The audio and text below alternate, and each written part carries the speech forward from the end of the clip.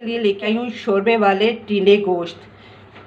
उसके लिए हमें करना क्या है, एक पाव मैंने चिकन लिया है, एक दरमियानी साइज़ का प्याज लिया है, एक दरमियाना टमाटर लिया है और लहसुन अदरक का पेस्ट 1 चम्मच ली है और थोड़ी सी हरी मिर्चें हस्बे जायका। और ये एक टिंडे धो के मैंने वॉश कर लिए है और इधर हाफ कप जो है ना मैंने ऑयल लिया है। चले बनाना शुरू करते हैं। बिस्मिल्लाहिर्रहमानिर्रहीम। हम इसको गोल्डन, जब तक इसका गोल्डन कलर नहीं आ जाता तब तक हम वेट करेंगे।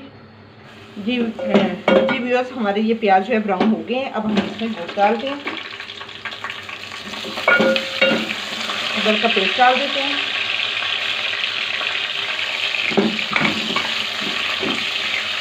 जी व्यूअर्स हमारा गोश्त भुन चुका है।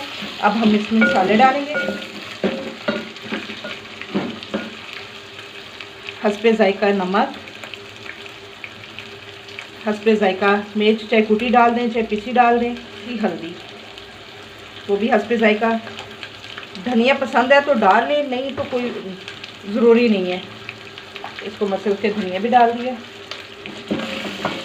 तो मसाले डालने के साथ ही हमने पानी थोड़ा सा ऐड कर देना ताकि वो मसाला जो है वो जले नहीं।